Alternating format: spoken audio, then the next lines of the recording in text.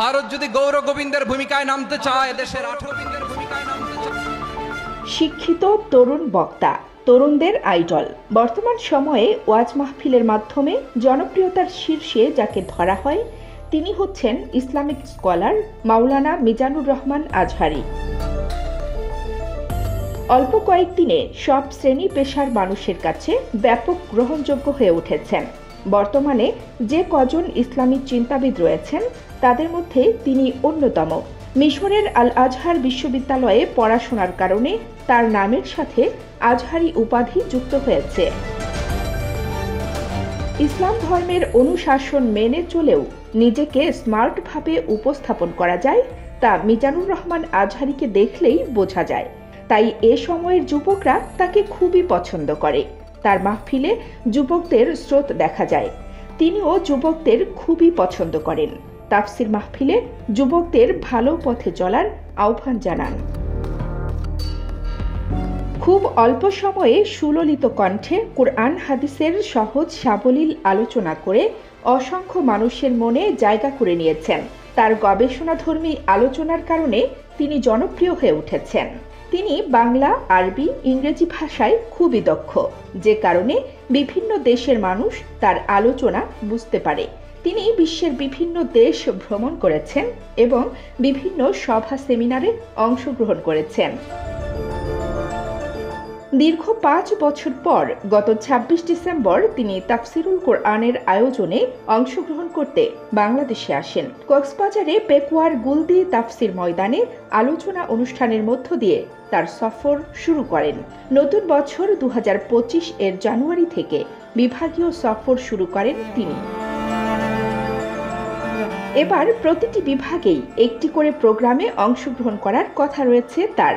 এরই মধ্যে বেশ কয়েকটি বিভাগে ওয়াজ মাহফিলে রেকর্ড পরিমাণ শ্রোতার উপস্থিতিতে ওয়াজ করেন। আজহারী 1990 সালের 26 জানুয়ারি ঢাকার ডেমরায় জন্মগ্রহণ করেন। কুমিল্লার মুরাদনগরের পরমতলা গ্রামে তার জন্ম। বাবা মাদ্রাসার শিক্ষক। তার পরিবারে মা, বাবা ও এক ভাই রয়েছে। মিজানুর রহমান ডেমরায় অবস্থিত দারুন নাজাত সিদ্দিকিয়া কামিল মাদ্রাসা থেকে 2004 সালে দাখিল পরীক্ষা, 2006 সালে আলিম পরীক্ষায় গোল্ডেন জিপিএ 5 লাভ করেন। 2007 সালে ইসলামিক ফাউন্ডেশন আয়োজিত মিশর সরকারের শিক্ষাবৃত্তি পরীক্ষায় প্রথম স্থান অধিকার করে মিশরের আল আজহার বিশ্ববিদ্যালয়ে আন্ডার গ্রাজুয়েট করার জন্য মিশরে যান।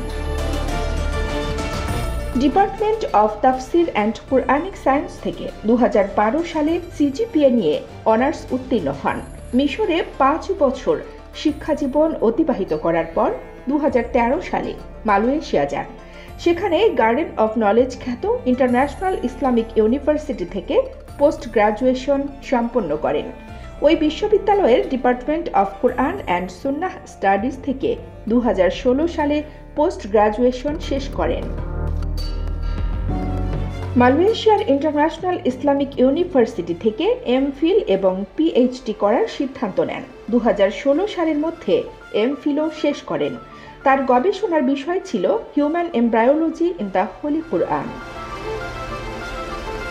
Human behavioural characteristics in the Holi Quran and analytical স্টাডির উপর পিএইচডি গবেষণা করছেন। তার এমফিল এবং পিএইচডির মাধ্যম ছিল ইংরেজি।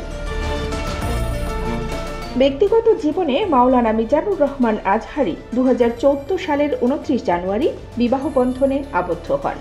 2 কন্যা সন্তানের জনক তিনি। বছরের বেশিরভাগ সময় মালয়েশিয়ায় থাকেন, সেখানে পিএইচডি করছেন।